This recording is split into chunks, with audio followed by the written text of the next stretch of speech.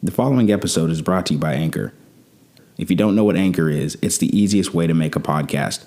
The creation tools that they have give you the availability to make whatever type of podcast you want, and Anchor will distribute your podcast for you to all of the major podcast brands. For more information, download the free Anchor app or go to anchor.fm to get started. Don't forget to subscribe to my podcast, follow me on all the socials at Tucker10_, and if you're feeling like it, support. Thanks. Enjoy the show. These are The Dichotomies of Life, Episode 4, Social Anxiety, featuring Tony Moss.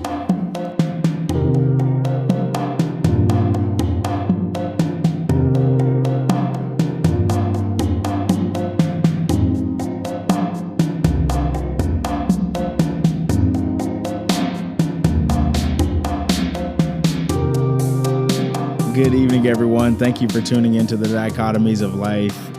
This is episode 4. We're going to talk about social anxiety. We're going to talk about how we overcame it. Man, today is a good day, and it has been a great week. It's always a good day when technology is working for you, and you can just seamlessly get on here, log on, bam, do what you got to do, and get it going. Shit, I also woke up like 6 a.m. this morning to 2 police officers at my front door. That was interesting. They were doing, I guess, a wellness check because they got a call hang up or whatever, like a 911 hang up. And it's 6 o'clock in the morning. I look out my peephole and there's 2 police officers just standing there. I'm like, damn, I started to think back. What did I do in the last 24 hours? Like, did I throw something out the window? Did I good God, it was pretty nerve wracking, but no, they were fine gentlemen. They let me handle my business, and they went on about their day. And it's been a great week because, again, I've recorded a good bit of podcast this week. So it's always a good week when you can be productive and not just be a lardo. So let's cut to the chase. I'm sitting here with a good friend of mine by the name of Tony Moss. Tony, how you doing today, brother? Doing great. Thank you for having me on the podcast today, man. I know, man. It's we've come a long way, dude. We really have. We have. So we're breaking down social anxiety, and there's really no better place to start than the beginning. So True. The beginning of when I realized that I had a severe case of social anxiety. Basically, man, I was homeschooled. And social anxiety obviously can creep its head in many aspects of your life if you're not homeschooled. But when you are homeschooled, it's like every aspect of your life. I'm talking about grocery shopping. I'm talking about talking to the cashier, right? Just to give her the right amount of change and not drop it everywhere. I mean, absolutely everything. Driving is 20 times worse when you have been, and I don't want to act like homeschooling is the whole thing. I believe it's the specific way that I was homeschooled. I didn't do a lot of activities with other people. And I feel like it's because I had a big family. There was 8 of us, 3 boys, 3 girls, obviously 2 parents. And I felt like they thought, hey, well, if they're here with their 5 brothers and sisters, then they'll be fine, right? And, when you get comfortable with your brothers and sisters, the moment you get comfortable, then you're really not, we always talk about lifting weights, right? You're really not lifting any heavier weights. So Your body's just used to that amount of weight. Like, oh, I can talk to them. It's nothing, but you go outside and you see that, that real heavy weight that you've never lifted before. And that heavy weight can be anything from the mailman saying hi to you, and you're just like, oh, how do I respond? Like, you got to understand the psychological effect that this had specifically on me.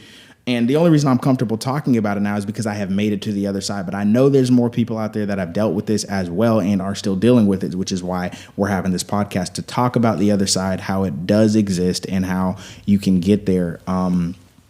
So I was homeschooled. So obviously I had to get my GED. So basically homeschooled the whole way through. And then the GED portion, basically I went to a community college and had to study, and then take a test for my diploma. Well, that right there in itself was crazy because I'm, again, not used to being around this many people in a school setting sitting up looking at a teacher. You see it on TV all the time, right? And you're just like, oh, this is what it is. Well, actually being there and sitting at the front of the classroom or the back of the classroom, wherever you want to sit, it's just nerve wracking. I'm thinking, man, are they looking at the back of my neck? Are they crazy. Every single thing is going through my head at the same goddamn time. And it's tough. I mean, my pencil tip broke. I didn't even want to sharpen it because I'm like, do I walk funny? And then your head just fucking. You don't want to get up. You don't want to walk to the front room, make that noise to sharpen the pencil. I'm telling you, you don't want to be the center of attention at all. If I had a question, I'd be like, I'm gonna ask the teacher later. That's gonna be its own battle because she's just gonna be like, you're an idiot. Like it's absolutely crazy, man. But those are some of the stories that I have. Tony, why don't you talk about some of yours, man? I'm gonna get some drink. Go ahead, man. So I think when I realized that I had a severe case of social anxiety was the very first day of freshman year in high school. I was homeschooled up until freshman year of high school. So, damn. I'm outside like everybody, they're at the bus stop, they're talking about their summer vacation, everything. I'm at least 10, 12 feet away from them because I'm scared to even be close to them because, I don't want them asking me anything. We get on the bus, I find a seat that's completely empty. And then, man, I just remember pulling up to the high school and seeing all these people, these thousands of people rush to go in. It seems like millions. It does. You have like an outer body experience and you're like, man, there's literally probably like 2 million people, which I know there's not. There's no way that they could fit all those people into a school. But in my mind, there's about 2 million people. Here I am. And they're all looking at me. They're just all staring. I know. For some reason. You're that interesting. Exactly. I'm just that interesting. They all want to look at me. They want to see what I'm doing. They want to see how I walk, how I talk. You don't even want to say a word because you're scared that you pronounce it a little funny. Your voice is going to crack. Exactly. And you're like a bitch. Man. And then, you have to go to the office or whatever to get like your class schedule. I didn't even want to go and ask the lady because I'm like, what if they think I'm stupid because I don't know where I'm supposed to be? Like, who knows? This is my first day. You're not supposed to know where you're supposed to be. That's why they're there. But you don't even want to ask them that because you're just that nervous. You're shaking that bad. You can't even muster up all your courage to get and ask them, where do I go so I can learn? I know. No. I know. It's tough, man. It really is. It is. So look, we've talked about, obviously some of the bad and some of the experiences that we've had, but let's go ahead and start talking on a positive note about how to get out of this. So many stories, man. I'm telling you, this is why there's definitely going to be a part 2, if not more. So I built up a lot of anger towards people who were publicly schooled. And it's just because every movie out there that I'm watching at the time, right, is just prom, football, basketball, jock, and I loved sports. I was into sports coming up. So I was like, man, if I was only, publicly schooled, then I could be the next Michael Jordan. I could be the next, that's what's going through my head every day. So I had a lot of resentment towards those people. And I was like, you never really know, like, man, would I have been the prom king? Would I have been the this and that? And then, the whole experience of prom altogether, never had that. So I automatically feel like I'm behind the 8 ball. Like, man, I missed out on all this stuff when in actuality it didn't matter, obviously. But at that time, it was the most important thing. And then, of course, when you tell people you're homeschooled, they ask you the dumb questions. I'm sure you had some too. Oh, well, what did you guys do all day? Well, we learned. What do you mean? We learned, actually. We actually read. We learned how to read. We learned how to write. Like, what kind of dumbass question is that? I just sat in bed all day and played GTA. Like, no. We went to school, motherfucker. Like, we had books and we read through the books and we took tests just like you did. So it's nothing. It's just we didn't have the social aspect of it. So it got to the point where I just started lying. I just started saying, hey, yeah, I'm from Lithia Springs High School. That's where I went. And they're like, oh, what class are you? I'm like, dude. And then I changed the subject because I didn't know what class I should be at. So I just was like, whatever. Don't ask me dumbass questions, man. But little things like even the national anthem, like not really knowing that because I didn't have to sing it every day or I didn't have to look at it every day. Just things like that. It always made me feel like I just wasn't good enough for whatever goddamn reason. But after all that, and when I started working I started working at a retail establishment. When I started working there and I started I guess I was forced obviously to talk to customers every single day and talk to coworkers every single day because you have to communicate, right? And this is the first time I had to communicate.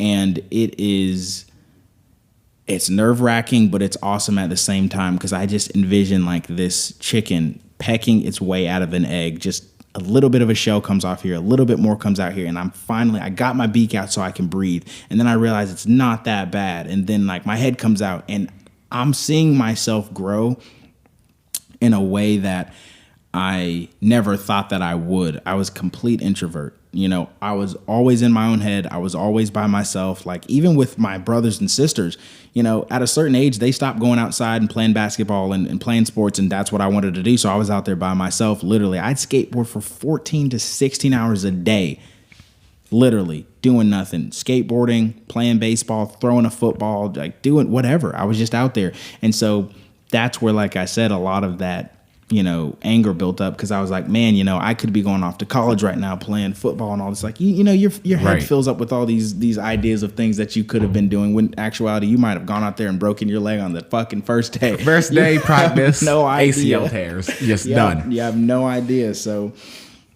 it's really just it's in your head. But I can say this: being homeschooled has definitely, I have excelled in my career because of the professionalism that came with being homeschooled, the way that we were, you know, taught and raised up, just learning how to talk to people the right way. Yes, sir. No, sir. Yes, ma'am. No, ma'am. That whole thing. And just the way that I carried myself, because I did have a confidence because, you know, I had a confidence that I was the best worker there because I didn't run my mouth. I didn't get Right. on social, you know, network and all that. I didn't do any of that because I was focused on my work because I wanted to be the best, because I didn't want to get in the office and be asked, what the goddamn fuck are you doing? Exactly. Why did you just spill the mop bucket all over the sales floor? Like, I didn't want to be that guy. So I made sure everything I did was spectacular to where no one would have to come back and check behind me and wonder what was going on. And that has actually made me elevate to the level that I'm on now. And then through all that, you know, I thought, through time, that's what made me more confident in everything. And I guess in a way it is, but I'm actually going to break down one of the ways for the listeners right now, if you're dealing with this in any type of aspect, to get better. If you're trying to have more courage talking to the opposite sex, the same sex, whatever. One of the things that is going to take confidence. Okay. And so I'm going to tell you about a story of a guy who, obviously for his privacy, I'm not going to say his name, but I'm going to call him Blake. And I'm going to tell you a story about, Blake. Blake was like, if I thought I was bad coming up, Blake was the absolute most introverted person I've ever come in contact with in my entire life. This guy, if you asked him how he was doing, this is the conversation. Hey Blake, how you doing? I'm good.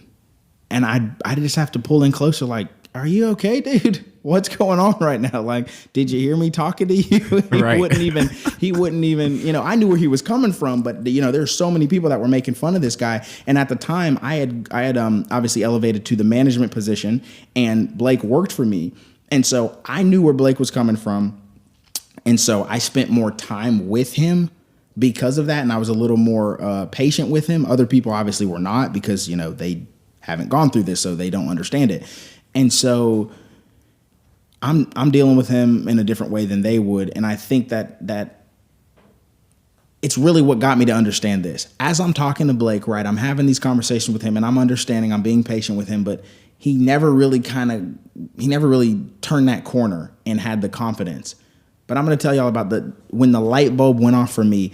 I was talking about sports to another associate, and Blake comes around the corner and just starts. I'm talking chest out, eyes laser focused, and is going in about the goddamn Atlanta Falcons. Someone said the wrong thing, like, oh, they're trash. And he starts spitting out stats. He starts spitting out how many times fucking Matt Ryan has done this and this and this. And I'm just like, who the fuck is this guy right here? And where the fuck is Blake? Like, it was just the exact opposite of what he is. And I know that it is because That's when the light bulb went off in my head. It's because knowledge equals confidence. And because I knew over the years I had been getting better. I mean, I'm standing in front of a group of 17 people and I'm talking to them about the tasks that we need to do today. And I did not realize I have been working for this company so much that I know what I'm talking about. I've gotten great evaluations. I've been doing good. I've been getting promoted. So I know what I'm talking about. So when I ask you to do X, Y, Z, it's because I know the outcome, and knowledge equals confidence. And that's why I can stand there and have this toe-to-toe conversation with anyone, because I know it, right? But at the moment I was talking to Blake, it's crazy because a shift happened. All of a sudden, I was the little guy looking up to him, and he's looking down on me. I'm not going to stand toe-to-toe with someone who just spit out 37 stats about the Atlanta Falcons. No way. It's not happening, Chief. I don't know enough about fucking football to even talk to this man. Exactly. Like, he is the final, the freaking, the guru of this shit. So it was crazy, but I saw that transformation, and as soon as the conversation was over, he went right back into introvert. But it clicked for me right then. Knowledge equals confidence, and that is when I really started my journey of learning. And I will tell you this, if you are in a situation where you have very low confidence, what you need to do, one of the things you can do, I'm sure there's many ways, and we'll probably get to those in the other podcast, but one of the things that you can do is one of the things I did, and I believe, obviously, Tony, you did the same thing, where you know where I'm going with this. I know. YouTube. It is one of the best educational devices that you have at the end of your fingertips. I mean, your phone is on you every single day, all day. So there's no reason you can't open that thing up and do what I did. Top 10 things you should learn about the Kentucky Derby. Top 10 things you should learn about golf. Top 10 things you should learn about iPhone. Top 10 things you should learn about cars. Top 10 things. Just learn. Learn a little about a lot. And you will be way more well-versed, way more well-rounded. And when you're having those conversations where you have an opportunity to get tipped off your balance, you're going to at least know a little bit about it to hold your own. And that is going to help you build your confidence. Because for me personally, the biggest issue was so we're going to fast forward a little bit. Right. I'm working, Tony and I work together at this retail establishment, and I was working with Tony, right? And so I was training Tony, and I know this, right, in my head, because I've already learned about this whole Blake theory, right? And how learning a little bit about a lot will give you the confidence. So I hadn't learned about cars yet. I thought I knew about cars, right? Well, this guy over here, he knows all about cars. So I'm having a conversation with him, and again, I'm his manager, so I'm the big guy, he's the little guy, right? But this man starts spitting out stuff about coilovers and all type of shit that, like, I know the basic car things. I know what an engine looks like. I know what a tire and a wheel. But he's talking about I'm going guts. in depth. Exactly. We're changing exhaust. We're doing tunes. Let's go supercharger, upper pulley, lower pulley. Exactly. See, this type of shit. And I'm looking at him like, sure. He knocked me off my balance. And so I was like, well, fuck, I got to go learn about cars now. And it's pretty much the same thing with everything. Every single time I feel myself tipped off or smaller, I learn about that. So like for me in politics, I didn't know a lot about politics, right? It was always something that I was like, oh, I don't care about politics. They're going to do what they want to do anyway. And that was my excuse. But every time that conversation was had, I just had to walk away from the conversation. And you never know who you're going to meet. You never know who you're going to come in contact with that wants you around. But since you don't know about politics, you're just going to try and, I got to go get another drink. Exactly. I got to use the bathroom. You don't want to miss out on that opportunity to make a contact, So I started learning about politics, and I talked about in the last podcast, 168, I talked about how I used all of my time. I had 10 tackle every nanosecond. There we go. Is what I was trying to say. But I used 10 tackling every nanosecond. I don't care if I am driving to work, I'm listening to a podcast, I'm learning, and I'm consistently learning something. And that's really what it's going to come down to. Learning a little bit about a lot is what you're going to have to do. It's one of the ways that you can overcome social anxiety. And I'm telling you, it does work. It does work. It really does. We had one store manager, and he loved jiu-jitsu. Like, he knew a lot about jiu-jitsu, and we really didn't know anything about jiu-jitsu. Like, what is that? So here we go. We YouTube it, jiu-jitsu. It pulls it up, and we're watching it. We're like, man, these guys are awesome. They know how to defend themselves without a weapon. Like, their bare hands are getting them out of fights. Like, and that's what really kicked Folding off people up. Exactly. Our jiu-jitsu journey right there, just because we talked to somebody, but instead of getting, scared that they knew about something we didn't, we learned about it. And now we have our conversations with him about this. And it like exactly what you said, like, it sounds so basic, right? Oh, well, anybody can just learn about something, but literally put your time into it, put your mind into it, and actually learn about it. Like, for real, it's going to change your life, because all of a sudden you're going to open up a door and be like, damn, there's a whole new avenue down here that I've never seen. It's kind of like people who have never left the state they were born in.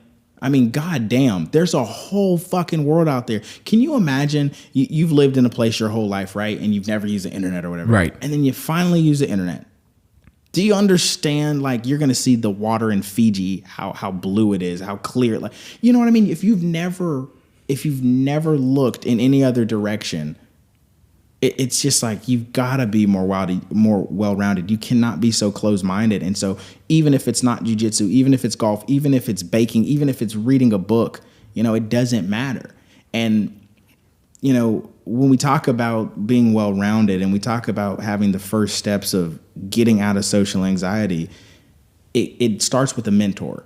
It really does. And it might not be it might not be a coach. It might not be a teacher. It could be your brother. It could be your sister. It could be a character on a TV show. It could be a character in a book that you're reading who's fearless. It could be your pastor. It doesn't matter. But you just have to have somebody that you can kind of mirror yourself after. Exactly. Even, like I said, we talk about a character in a book, right? So let's run with that. There's a character in a book who's fearless, who's always getting the job done. Even if you build on that, because I know that's what I did.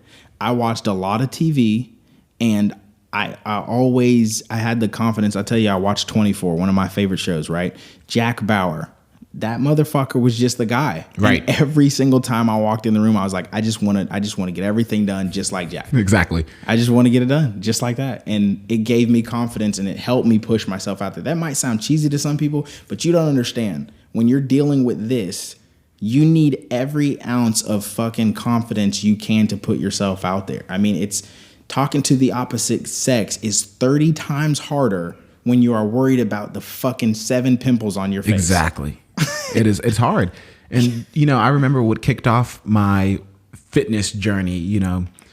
I was watching WWE. I used to be a huge WWE fan, dude. And I just remember Dave Bautista, the way he looked. Batista.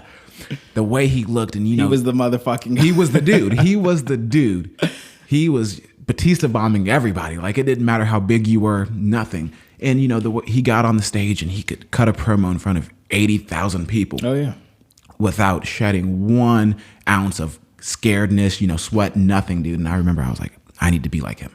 I need to look like him. I need to have the courage he has to talk in front of 80,000 people and tell somebody 2 feet away from him that I'm going to kick your ass and take that belt from you. Like, that's the confidence you need. And, you model yourself after somebody like that, and you're like, man, if he can do it, I can do it. Yeah. It doesn't matter where they come from, man. It really doesn't. And now you're damn near, we're talking about opening up a gym. Exactly. You're getting your, certification to be a personal trainer. It's crazy. And so you go from someone who's so introverted to now you're going to be training random people. Just exactly. Face random to face people, every single day. Got to learn about them on the fly. Got to be able to talk about myself. Sell myself to them so I can get paid. That's really what it is. But you never do that if you don't break out of that shell. Yeah. There's no way. And I'm telling you, it's a scary battle, but on the other side of it is it's everything that you want. I'm trying to tell you, like, I never thought that I was going to be sitting here recording myself talk, right? And then I'm uploading it to the internet. I never thought that I would do that. It takes a brave person, but I'm telling you, you take the steps. And you will thank yourself, because the other side of it, you'll never go back. You will never, ever go back. I'm now, like, everywhere I go, everywhere we go, it doesn't matter if it's in a fucking gas station, if it's on the jiu-jitsu mats, it doesn't matter where it is. We are the life of the party. It doesn't matter, because we no longer are held with this restriction of movement. We're doing whatever we want. We're talking as loud as we want. We're talking to random people. Exactly. And we're having a great time, and they love it. And people feed off the energy. The energy we bring into every room is unmatchable, I'm telling you. And it comes from being so locked up that you finally want to be free and you appreciate every single interaction you have with people. I'm telling you right now, it's a beautiful thing. But you know that old saying, the grass is greener on the other side. In this scenario, that is 100% true. That is true. The grass is greener on the other side. Right. Because once you break out of that shell and you can talk to anybody, you can do anything, you know, you feel so much better about yourself. You look at these CEOs that have just, you know, built huge empires. They didn't wake up one day with the courage to just go and build it. No, it took them years and years to perfect the way they talk, you know, to people, the way they, you know, get their contacts and stuff. They had to talk to these people somehow. And they started by learning a little about a lot. You're right. I mean, like I said, just being able to be well-rounded, it's just culturally diversify yourself. You have to do it. It's a must. I'm telling you. If you are a one-track minded person, you're not going to make it anywhere. You're going to, even if you're trying to be in the marketing field, you're going to limit your target audience. You've got to be able, that's why we talk about this all the time. When you think about skateboarding back in the day, this was a big thing for me. Skateboarding back in the day was the longboard. That's what people used to skateboard on. Well, the transition to the short regular boards that we see nowadays, you lost about 90% of skateboarders because they could not make the transition over. That is why Tony Hawk became so successful, because he said, you know what? If this is where we're going, then fuck it. This is where we're going. And he has multiple video games. Some of the fucking most fun video games you're ever going to play, by the way. For those younger people, you probably don't even know who Tony Hawk is, but it's a great opportunity he's a legend. To learn. Well, there you go. You're right. It is a great opportunity to learn, but you got to make the transition over. You know what I mean? Everyone who is not tech savvy, that's where the world's going. So you might as well start learning how to use your phone. You might as well start learning how to get on YouTube. You have to do that. If there's one thing that I want y'all to get from this podcast, it's that YouTube is here for you. Whatever the fuck you want to learn. I don't give a shit if you're trying to turn a rusty bolt into a machete. It is on there. It's there. If you are trying to change the tire to a fucking 1978 Oldsmobile, it is on there. I promise you. So use that tool to your advantage and, you know, get after it. We're about to hit y'all with the word of the day. Tony, hit him with the word of the day, man. The word of the day is going to be dauntless. I'm going to spell that for you. DAUNTLESSNESS.